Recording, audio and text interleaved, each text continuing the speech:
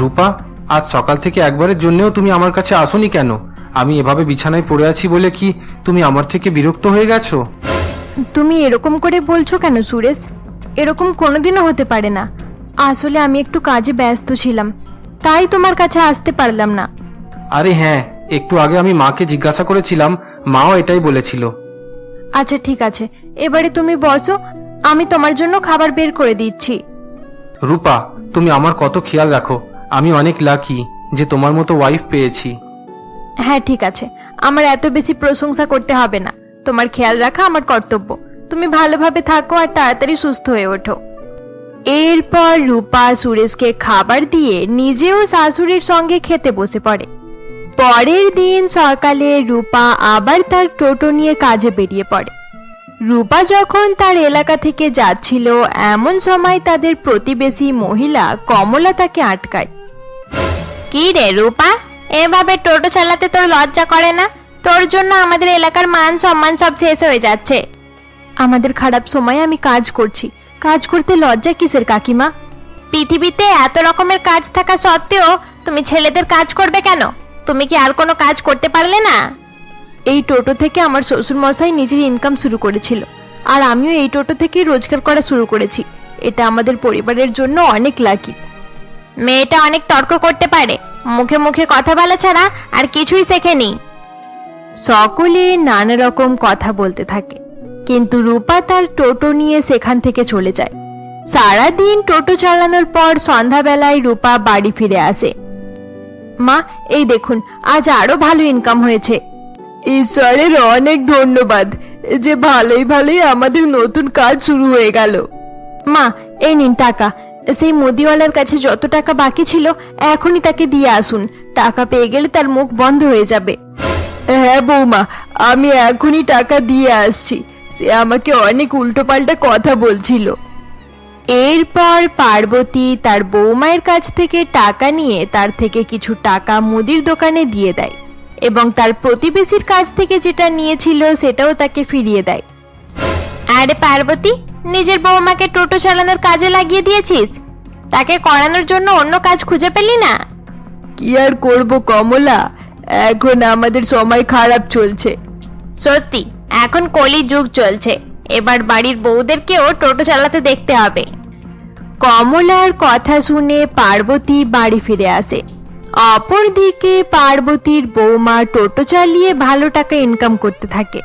সেদিন রাত 1টার সময় পার্বতীদের বাড়িতে সকলে যখন ঘুমিয়েছিল, এমন সময় কেউ তাদের দরজার বেল বাজাতে থাকে।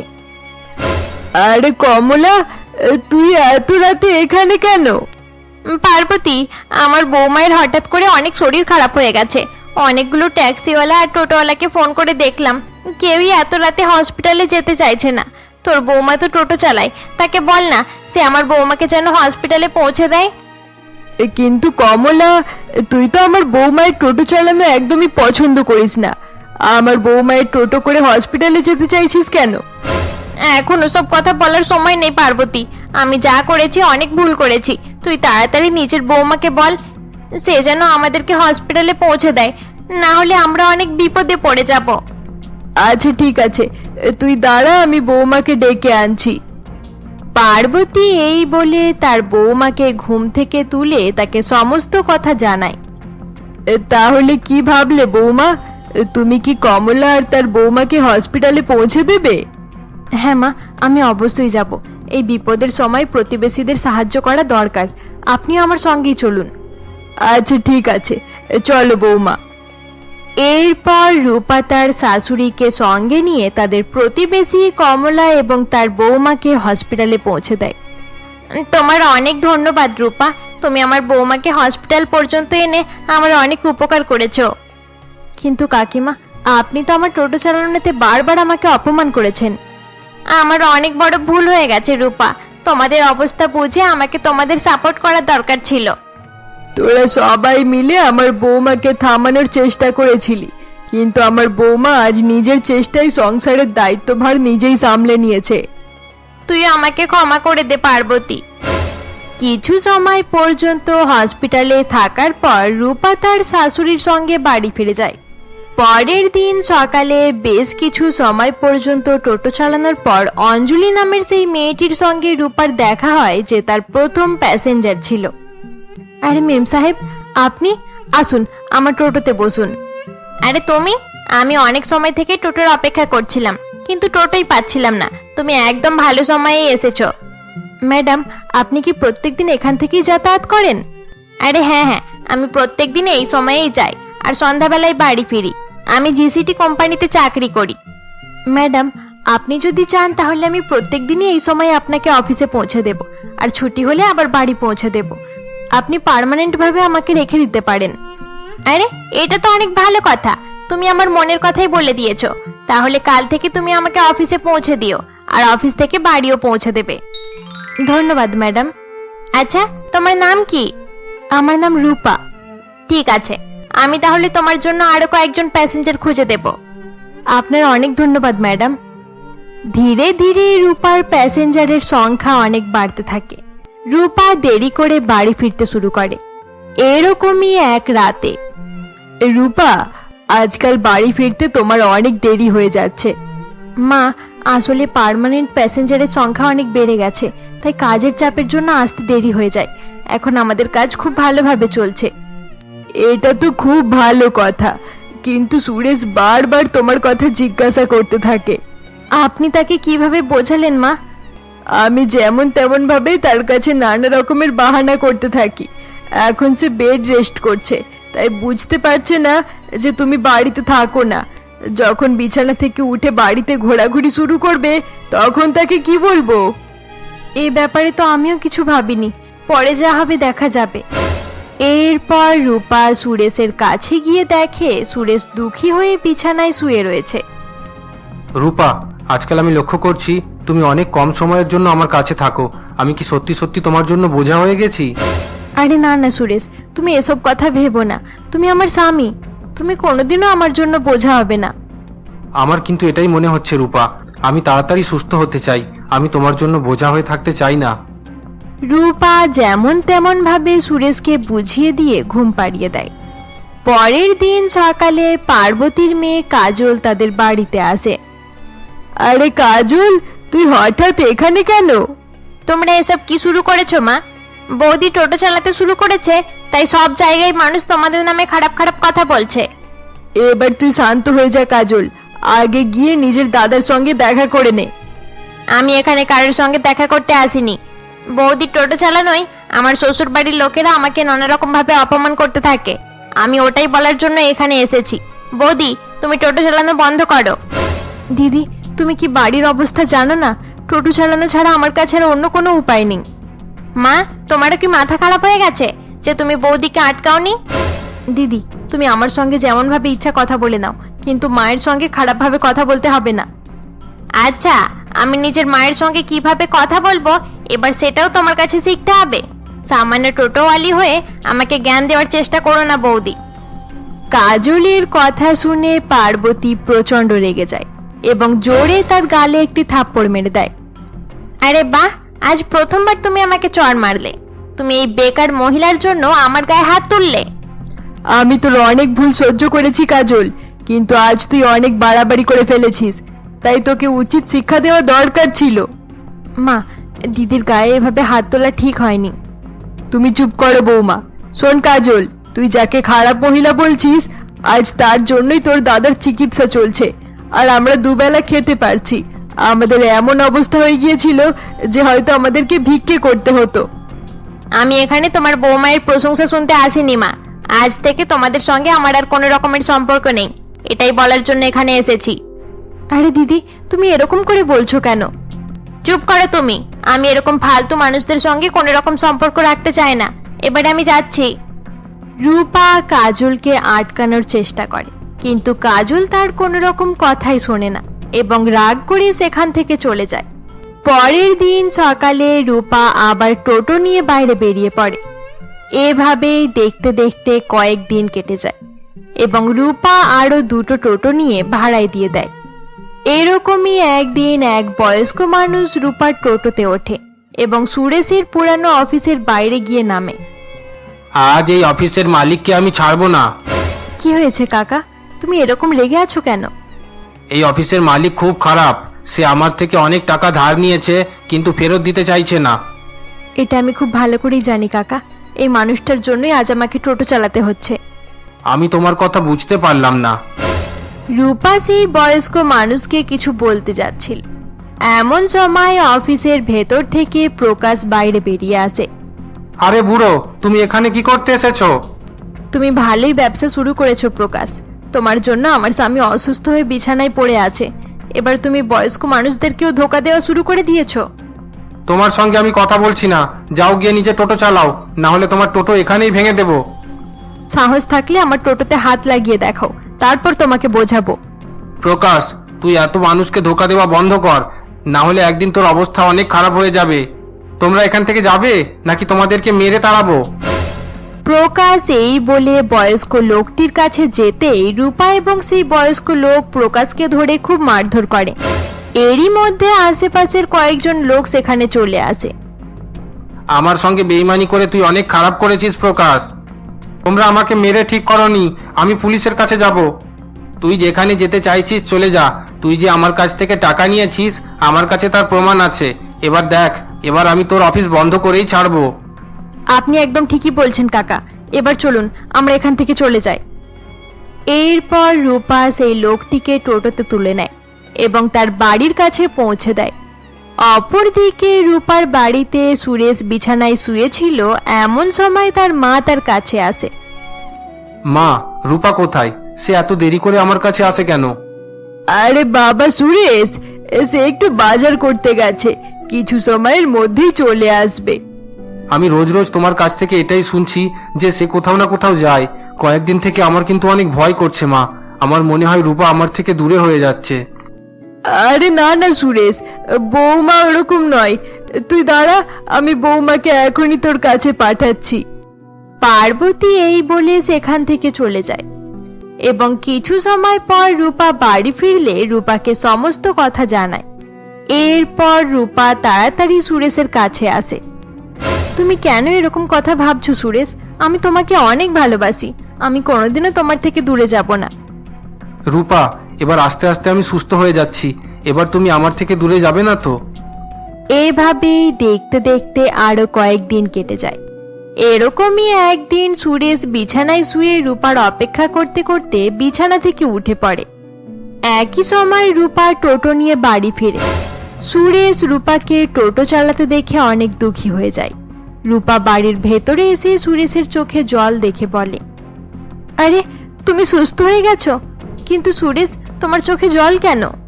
আমি অনেক বেকার হয়ে গেছি রূপা। আমি থাকার সত্ত্বেও তোমাকে টোটো চালানোর কাজ করতে হচ্ছে। আমি তোমার কাছে হাত জোড় করছি সুরেশ, তুমি এরকম করে বলো না। বাবা সুরেশ, রূপা অনেক পরিশ্রম করেছে, তার পরিশ্রমের অপমান করিস না, তার কাজকে এত খারাপ চোখে দেখিস না। কিন্তু মা, তাকে এভাবে টোটো চালাতে দেখে আমার খুব খারাপ লাগছে। আমার মনে হচ্ছে আমি কোনো কাজের নয়। এসব কারণেই আমি তোমাকে সত্যি কথা বলতে চাইছিলাম না সুরেশ। ডাক্তার তোমাকে টেনশন নিতে বারণ করেছিল। তাছাড়া তুমি সুস্থ হওয়ার পর আমি নিজেই তোমাকে এসব ব্যাপারে জানিয়ে দিতাম। হ্যাঁ সুরেশ, আমরা ভেবেই রেখেছিলাম যে তুই সুস্থ হওয়ার পরেই তোকে সবকিছু বলে দেব। টোটো চালানোতে খারাপ কি আছে সুরেশ? বাবাও তো এই একই কাজ করে নিজের জীবিকা শুরু করেছিল। তাছাড়া টোটো চালানোর কাজ খুব ভালোভাবেই চলছে। আমি আরো দুখানা টোটো ভাড়াও দিয়ে দিয়েছি। এটা তুমি কি বলছো রূপা? এটা কি সত্যি? হ্যাঁ সত্যি। আমি কখন থেকে তোমাকে বোঝানোর চেষ্টা করছি যে টোটো চালানোর কাজ খুব ভালো, কিন্তু তুমি বোঝার চেষ্টাই করছো না। আমাকে ক্ষমা করে দাও রূপা। আসলে আমার মনে হচ্ছিল তুমি আমার থেকে অনেক দূরে হয়ে যাচ্ছ, তাই আমার চিন্তা হচ্ছিল। কিন্তু এবার তো সবকিছু ঠিক হয়ে গেছে, এবার তুমি চিন্তা করা বন্ধ করো। ঠিক আছে, এবার আমি চিন্তা করব না। আমি বুঝতে পেরে গেছি তোমরা আমার ভালোর জন্য আমার কাছ থেকে এই কথাটি লুকিয়েছিলে। এবার আমিও এই কাজে তোমাদের সাহায্য করব। এরপর রূপা এবং সুরেশ একসঙ্গে অনেক পরিশ্রম করে এবং কয়েকদিনের মধ্যেই আরো অনেকগুলো টোটো কিনে ভাড়ায় দিয়ে দেয়। রূপা, আমি কোনোদিনও ভাবতে পারিনি তুমি টোটো চালিয়ে এত বেশি উন্নতি করতে পারবে। আমি অনেক ভাগ্যবতী যে তোমার মতো বৌমা পেয়েছি। হ্যাঁ রূপা, শুধুমাত্র তোমার জন্য আমরা এত বেশি উন্নতি করতে পেরেছি। সুরেশ, এবার আমাদেরকে বেশি পরিশ্রম করতে হবে না। আমাদের কাছে অনেকগুলো টোটো হয়ে গেছে। যখনই কোনো অসহায় মানুষ আমাদের কাছে আসবে, আমরা তাদেরকে টোটো ভাড়াতে দিয়ে দিতে পারবো। এতে তাদের আর আমাদের দুজনেরই লাভ থাকবে। এভাবেই দেখতে দেখতে অনেক দিন কেটে যায় এবং তাদের টোটো ভাড়া দেওয়ার ব্যবসা খুব ভালোভাবেই চলতে থাকে। খুব অল্প সময়ের মধ্যেই তারা অনেক ধনী হয়ে যায় এবং একটি বড় বাড়িও কিনে ফেলে। আরে কাজল, তুই এখানে? মনে হচ্ছে তুই ভুল করে এখানে চলে এসেছিস। মা, আর কতদিন তোমাদের থেকে রাগ করে থাকবো, তাই রাগ ভুলে গিয়ে তোমাদের সঙ্গে দেখা করতে চলেই এলাম। মিথ্যা কথা বলিস না কাজল, আগে আমি অনেকবার তোকে ফোন করার চেষ্টা করেছিলাম, কিন্তু তুই আমার নাম্বার ব্লক করে দিয়েছিলিস। আসলে মা, তখন আমি অনেক রাগ করেছিলাম। আচ্ছা, বৌদি আর দাদা কোথায়? তারা কাজ করতে গেছে। আচ্ছা, তার মানে দাদা সুস্থ হয়ে উঠেছে? হ্যাঁ, সুস্থ হয়ে গেছে, কিন্তু সেটা জেনে তোর কি লাভ? আরে মা, তুমি আমার সঙ্গে এরকম ব্যবহার করছো কেন? তখন আমার শ্বশুরবাড়ির লোকেরা আমাকে খারাপ খারাপ কথা বলতো, তাই আমি রাগ করেছিলাম। কিন্তু এবারে আমি বুঝতে পেরে গেছি যে দাদা আর বৌদি অনেক টাকা ইনকাম করছে। আচ্ছা, এবারে আমিও বুঝতে পেরেছি তোর দাদা বৌদি অনেক ধনী হয়ে গেছে, তাই তুই তাদের সঙ্গে দেখা করতে এসেছিস। যখন আমরা গরিব ছিলাম তখন তুই আমাদের সঙ্গে কথা বলাও পছন্দ করতিস না। তুই আমাদের অনেক অপমান করেছিস। আজ আমাদের উন্নতি হয়েছে দেখে তুই আবার চলে এসেছিস। মা, আমি তোমার মেয়ে, তুমি আমাকে এরকম করে বলছো কেন? আমার মেয়ে হোক বা যেই হোক, যে ভুল করবে আমি তাকে এভাবেই বলবো। আচ্ছা, যা হয়ে গেছে ওসব কথা ভুলে যাও। দাদা বৌদির সামনে আমার সঙ্গে এভাবে কথা বলবে না, তাতে আমার অনেক খারাপ লাগবে। তুমি তো জানো এসব আমার ভালো লাগে না। তুই তো নিজের দাদা আর বৌদির সঙ্গে সব সম্পর্ক শেষ করে ফেলেছিলি, এখন তাদের টাকা হয়ে যেতে সম্পর্ক আবার জুড়ে নিতে চাইছিস? আরে মা, তুমি এবারে চুপ করবে? এসব কথা আমার ভালো লাগছে না। সন্ধ্যাবেলায় রূপা এবং সুরেশ অফিস থেকে বাড়ি ফিরে এলে কাজল তাদের সঙ্গে দেখা করে। দাদা, বৌদি, তোমরা আমাকে ক্ষমা করে দাও, আমি অনেক বড় ভুল করে ফেলেছিলাম। ঠিক আছে দিদি, যা হয়ে গেছে ওসব কথা ভুলে যাও, আমরা তোমার উপর রাগ করে নেই। হ্যাঁ কাজল, তোর বৌদি একদম ঠিক বলছে। এরপর কাজল কয়েকদিন পর্যন্ত তার মায়ের বাড়িতে থাকার পর অনেকগুলো জিনিসপত্র নিয়ে নিজের শ্বশুর বাড়ি ফিরে যায়। কাজলের চলে যাওয়ার পর পার্বতী বলে, আমার মেয়েটা এত লোভী হয়েছে যে তাকে দেখে আমার লজ্জা করছে। মা, ওসব কথা নিয়ে আপনি চিন্তা করবেন না। দিদি অনেকদিন ছাড়া ছাড়া আমাদের বাড়িতে আসে। তাছাড়া দিদি আমাদের থেকে জিনিসপত্র পাওয়ার আশা রেখেছে, তাই আমাদেরকে দেওয়া দরকার। হ্যাঁ মা, তুমি এসব কথাই বেশি টেনশন করো না। তাছাড়া এখন আমাদের অবস্থা ভালো হয়ে গেছে, কাজল যেটা চাইবে আমরা তাকে দিতে পারবো। রূপা এবং সুরেশের টোটো কোম্পানি খুব ভালোভাবেই চলছিল। এরকমই একদিন দুজনে যখন তাদের অফিসে বসেছিল, এমন সময় এক লোক সেখানে আসে। বাবু, প্রকাশ নামের যে লোকটা আপনাকে ধোকা দিয়েছিল তার অফিসে আগুন লেগে সবকিছু পুড়ে ছাই হয়ে গেছে, আপনারা সেখানে গিয়ে একবার দেখে আসুন। লোকটির কথা শুনে রূপা এবং সুরেশ প্রকাশের অফিসের কাছে যায় এবং সেখানে গিয়ে দেখে সত্যিই তার অফিসে আগুন লেগে সবকিছু পুড়ে গেছে। প্রকাশ যেভাবে তোমাকে ঠকিয়েছিল তার সঙ্গে এটা হওয়ারই ছিল। তুমি ঠিক বলেছো রূপা, খারাপ মানুষদের সঙ্গে সবসময় খারাপ হয়। রূপা এবং সুরেশ কথা বলছিল, এমন সময় এক লোক এসে সুরেশের পা জড়িয়ে ধরে। আরে কে তুমি? আমার পা ছাড়ো, আরে উঠে দাঁড়াও, বলো কি হয়েছে। সুরেশের কথা শুনে লোকটি উঠে দাঁড়ায় এবং তাকে দেখে সুরেশ ও রূপা দুজনেই অবাক হয়ে যায়। আরে প্রকাশ, তুই? ভাই সুরেশ, আমাকে ক্ষমা করে দে, আমি তোকে ধোকা দিয়েছিলাম, তাই আমার সঙ্গে এসব হয়ে গেল। আমার সবকিছু পুড়ে ছাই হয়ে গেল সুরেশ, আমি পথে বসে গেলাম, আমার কাছে আর কিছুই নেই। হ্যাঁ, আমি সবকিছু দেখে নিয়েছি, কিন্তু এসব কিভাবে হলো? কোনোভাবে শর্ট সার্কিট হয়ে অফিসে আগুন লেগে গেল। এবার একমাত্র তুই আমার সাহায্য করতে পারবি। আমরা কিভাবে তোমার সাহায্য করব? এর আগে তুমি আমাদের সাথে অনেক বড় ধোঁকা করেছো। আমাকে ক্ষমা করে দাও বৌদি, আমি অনেক বড় পাপ করেছি। আরে সেসব ঠিক আছে, কিন্তু আমরা কিভাবে তোর সাহায্য করব? আমি জানি তোদের একটা টোটো কোম্পানি আছে, সেখান থেকে একটা টোটো আমাকে ভাড়াই দে, যাতে আমি টোটো চালিয়ে নিজের খরচ চালাতে পারি। না, আমরা তোমাকে টোটো দিতে পারবো না। তোমার মতো লোকের উপর আমি বিশ্বাস করি না। তোমাকে আমাদের টোটো চালাতে দিলে তুমি আবার আমাদেরকে ঠকানোর চেষ্টা করবে। আমি দিব্যি করে বলছি আর কোনোদিন তোমাদের ঠকানোর চেষ্টা করব না। শেষবারের মতো আমাকে ক্ষমা করে দাও বৌদি। আরে রূপা, বেচারাকে একটা টোটো চালানোর জন্য ভাড়া দিয়ে দাও। সে যদি আমাদের ঠকানোর চেষ্টা করে তাহলে সামান্য একটা টোটো ছাড়া আর কিছুই নিতে পারবে না।